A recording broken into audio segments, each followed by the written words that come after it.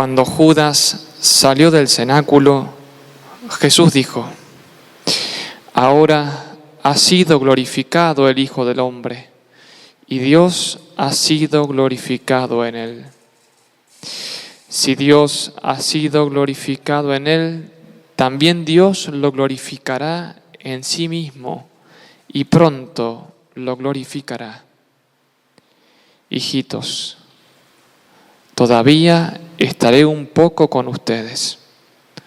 Les doy un mandamiento nuevo: que se amen los unos a los otros, como yo los he amado. Y por este amor reconocerán todos que ustedes son mis discípulos. Palabra del Señor. Gloria a ti, Señor Jesús.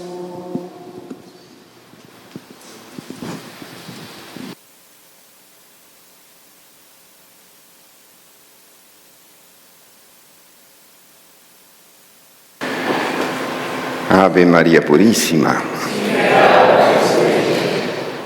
La liturgia de la palabra en este día, a pesar de que es Pascua, nos hace como retornar al momento previo a la pasión de nuestro Señor, y nos invita a entrar en el cenáculo, a estarnos con Él.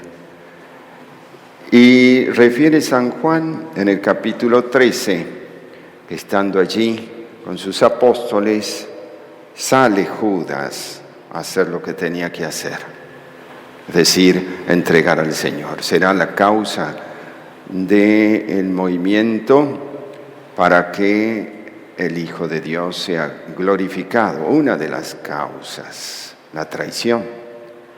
Y así lo ha permitido Dios.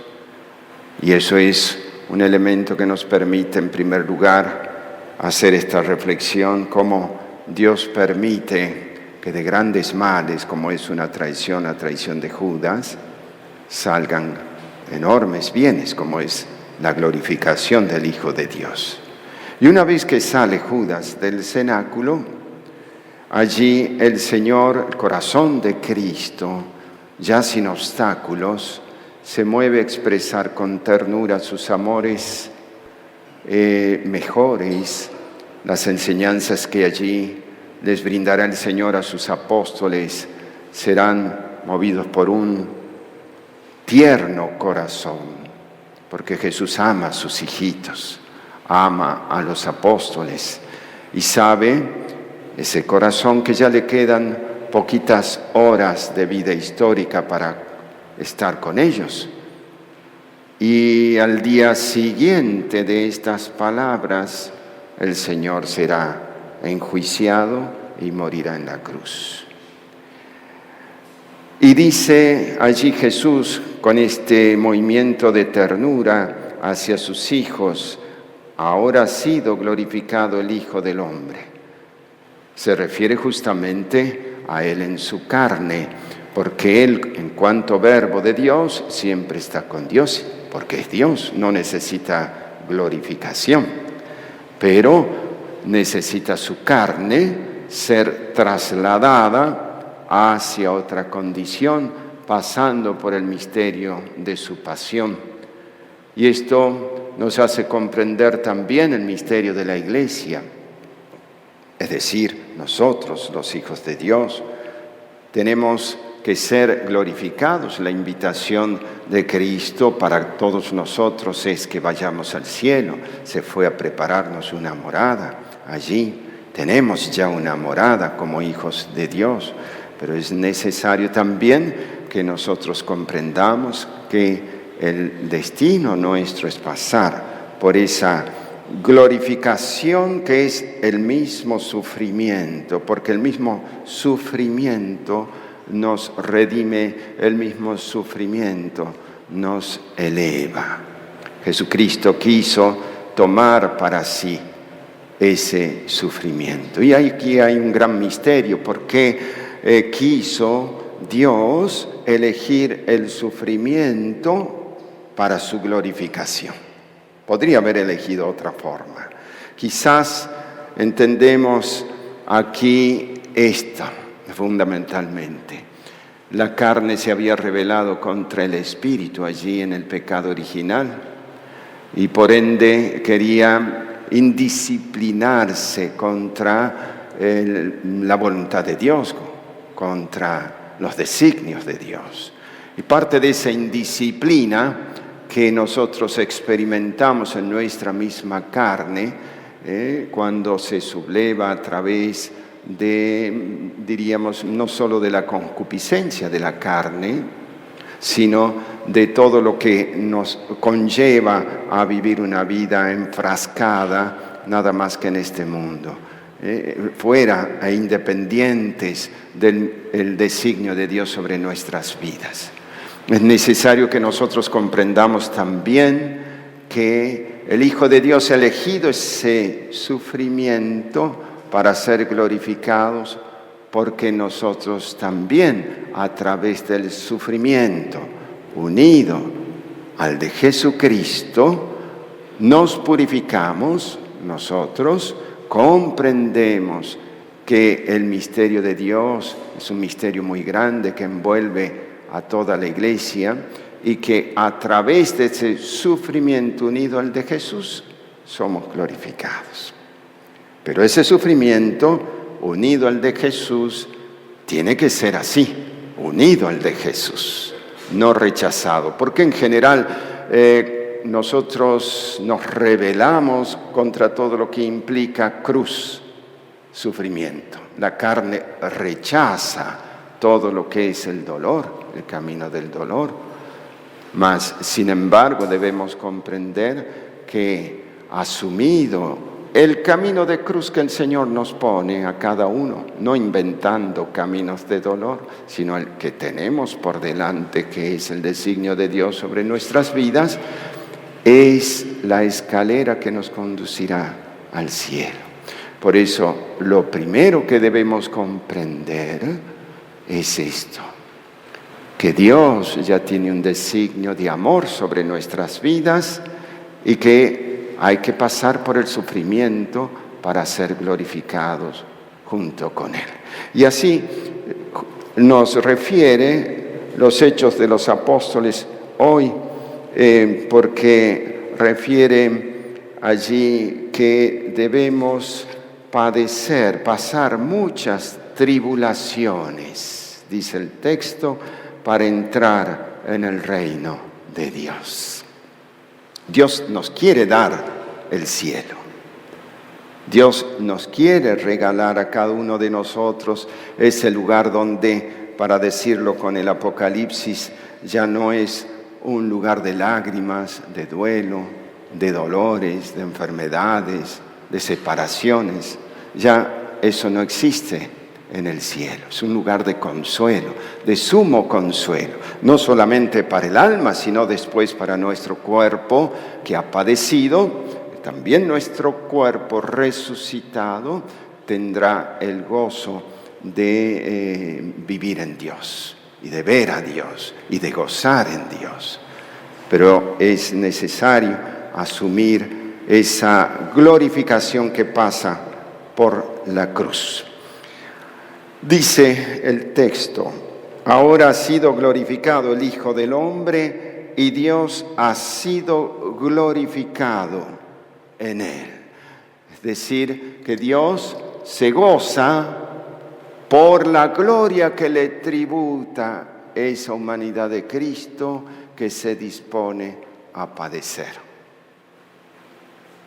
El Señor seguramente ya conoce nuestras vidas, ya conoce de qué vamos a morir, ya conoce gota a gota los sufrimientos que le vamos a entregar, los conoce a todos y se goza de vernos en el cielo si nosotros asumimos desde ahora esa voluntad salvífica en nuestras vidas. Se glorifica en Él. Dios quiere glorificarse en ti. Y no hay cosa más hermosa a los ojos de Dios que un cristiano, que una cristiana que acepta el designio de Dios en su vida. Hay veces que esos designios de Dios son muy difíciles, muy difíciles. Vaya, nosotros conocemos el sufrimiento de las enfermedades, conocemos el sufrimiento de muertes trágicas, conocemos el sufrimiento de los posesos y tantos otros sufrimientos, el abandono, designios de Dios, pero Dios no se goza en el sufrimiento, sino que el hombre unido con Cristo a través del dolor, entonces sí tendrá un puesto alto, relevante en la gloria del cielo. El alma entonces tiene que revestirse sobre todo del amor de Dios para comprender el misterio del dolor. El mundo moderno rechaza todo lo que sea la pasión de Cristo, rechaza todo lo que es el dolor, y sin embargo ahí encontramos este gran mensaje. Todos tendríamos que meditar seguido la pasión de Cristo. ¿Por qué? El gran mensaje de la pasión de Cristo es este: a través del dolor nos redime Jesús, pero sobre todo quiere enseñarnos a través del dolor Dios cuánto nos ama. Cada flagelación de Cristo, cada golpe, cada escupitajo, los clavos, todo lo que ha sufrido es expresión del amor de Dios para contigo. La persona que huye de la pasión de Cristo, que no medita en la pasión de Cristo, que no quiere saber nada con la pasión de Cristo, no va a comprender nunca cuánto lo ama Dios, que ha querido asumir todo eso por amor a nosotros, por amor a ti, por amor a mí. Me amó y se entregó por mí, decía San Pablo. Entonces tenemos a través de la comprensión del dolor, a través de lo que es la pasión de Cristo, trágica pasión de Cristo, evidentemente, comprendemos cuánto nos ama Jesús, que ha querido entregarse totalmente, pero cuánto nos ama el Padre, que ha querido entregar a su propio Hijo por amor a nosotros. Santo Tomás de Aquino refiere que justamente lo que quiere enseñarnos Dios a través de la pasión de Dios, podemos decir la pasión de Dios, porque es la pasión del Verbo que asumió esa carne para sufrir, pero el que sufre allí, diríamos, es el Verbo. La pasión del Verbo nos quiere sugerir y enseñar cuánto nos ama. Sobre todo eso. Y la respuesta que debemos de tener nosotros para amar, porque amor con amor se paga. ¿Y cómo es ese amor que debe tener la criatura para con su Dios? En primer lugar, no es un amor natural como el que podríamos decir se encuentra, no sé, los animalitos se juntan en su misma especie porque se sienten bien. Es diríamos, un instinto natural. Los hombres pueden amarse conforme a lo que es la naturaleza humana también, pero todavía no estamos definiendo el amor de caridad. Para que sea amor de caridad, amor sobrenatural, tenemos que dar paso a Dios en nuestras almas. Tenemos que renunciar al pecado, tenemos que vivir en la gracia de Cristo. Y entonces sí, cuando renunciamos a la vida de pecado, se asienta en nosotros el Espíritu Santo que transforma nuestra alma y nos permite amar con un amor sobrenatural a Dios y al prójimo. El Señor en esta última cena refiere algo muy hermoso. Les doy un mandamiento nuevo, que se amen los unos a los otros. Ese mandamiento en realidad ya estaba, pero el Señor lo hace nuevo. Porque en el Deuteronomio, en el Levítico, ya estaba, era un mandamiento bastante antiguo, y decía, amarás al Señor con todo tu corazón, con todo el alma, etcétera, etcétera. Y al prójimo como a ti mismo, decía entonces el mandamiento del amor en la antigüedad. La medida del amor al prójimo era el amor que te tienes a ti mismo, que sería todo lo que deseas para ti como mejor, lo debes desear para el prójimo también. Pues esa era la medida entonces. ¿Por qué dice el Señor que da un mandamiento nuevo? Porque en realidad lo viene a poner en una escala totalmente sobrenatural. Totalmente, diríamos, más allá de lo que pudiera uno desearse a sí mismo y al prójimo. Coloca el amor para que sea nuevo. Escuchen bien lo que dice: que se amen los unos a los otros como yo los he amado. Esa es la novedad. Como Cristo nos ha amado. ¿Y cómo ha amado Cristo al prójimo? Hasta la muerte, y muerte de cruz. Entonces ahí la novedad, porque la muerte en cruz del Dios hecho hombre no se había dado todavía. Y entonces esta es ahora la nueva medida del amor. Aprender a amar como Cristo nos ha amado. Y se dice fácil, se comprende menos fácil, y se ejercita todavía menos fácilmente. ¿Por qué? Porque amar como Cristo significa, además de vivir cristianamente bien, es estar dispuesto a padecer todo con tal de que sea glorificado Dios en el prójimo. Amamos al prójimo porque es un hijo de Dios.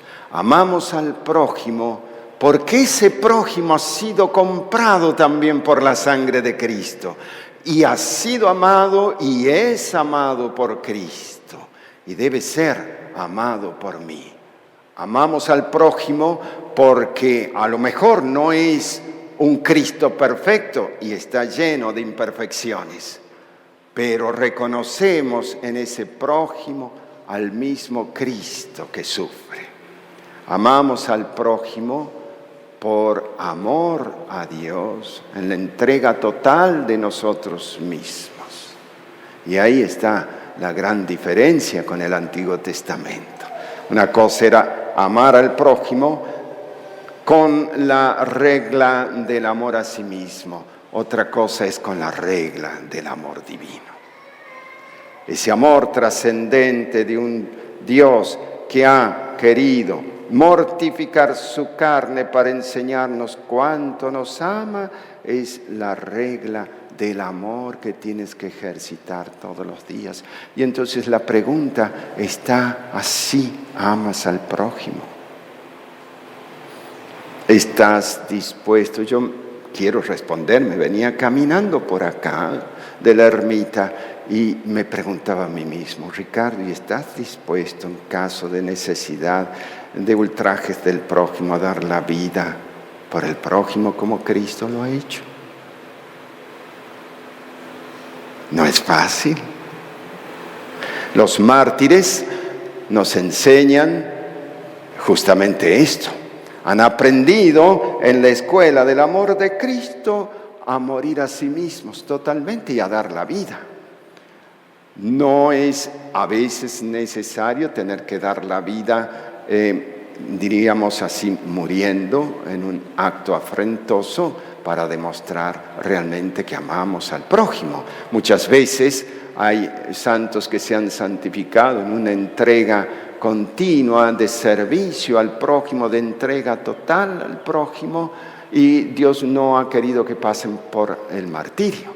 Pero toda su vida fue una entrega continua de todos los días, imitando a Jesús en esa entrega total, soportando las imperfecciones del prójimo, acompañando a aquel enfermo que está en la cama, ayudando a aquel que sufre, mirando en el otro al Cristo que sufre.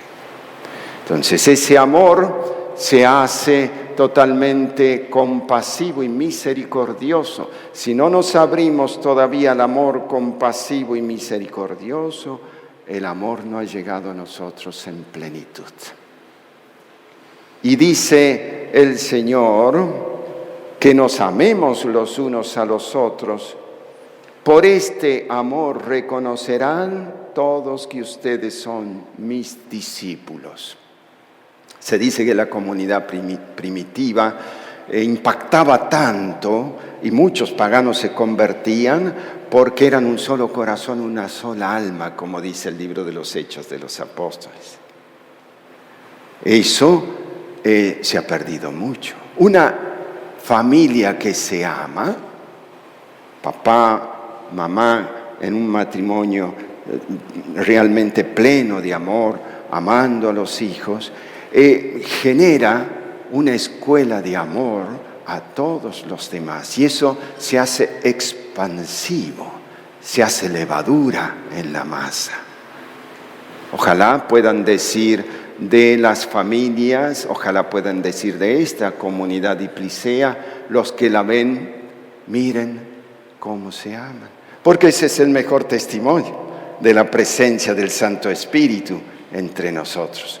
Miren cómo se aman. Y atención, si no existe ese amor al prójimo, somos mentirosos, como dice San Juan. Porque si no amamos verdaderamente al prójimo por Dios, como amerita ser amado, pues no podemos decir que amamos a Dios. ¿Dónde podemos medir el amor que tengo a Dios? ¿Cuánto amo al prójimo? Pues hijitos, a trabajar, porque nos falta mucho. En primer lugar a mí, ¿no? Tenemos que pedirle al Señor. Evidentemente el amor es obra del Espíritu en nosotros, el amor sobrenatural. No es que yo de repente, de un día para el otro, ya estoy amando. El amor sobrenatural requiere un ejercicio continuo en la vida de la gracia, en las obras de misericordia. Cada vez que yo voy comulgando, cuando comulgo bien, se va acrecentando el amor sobrenatural, el amor a Dios y el amor al prójimo. Cada vez que yo ejercito obras de piedad, de misericordia, se va ejercitando ese amor. Cada vez que yo me nutro a mí mismo con la palabra de Dios, me ejercito en una vida ascética tratando de responder con mi lengua bien a los demás. Cuando a lo mejor estoy enojado, pero me supero a mí mismo y no digo palabras ofensivas, allí se ejercita el amor al prójimo. Pues entonces le pedimos a nuestra Madre, que es escuela del amor hermoso, aquella que vivió en plenitud el amor a Dios, porque nadie como ella vio sufrir al Hijo y comprendió el inmenso amor que Dios nos tiene. Nadie como ella comprendió el inmenso amor que su Hijo nos tiene. Pues ella, que ha comprendido el amor de Jesucristo, su Hijo muriendo en la cruz, que ella que ha ejercitado continuamente el amor al prójimo, entregando su misma vida, que era la vida de su Hijo, desde ella y por ella aprendamos a amar con el amor hermoso de este nuevo mandamiento de la ley del amor. Que así sea.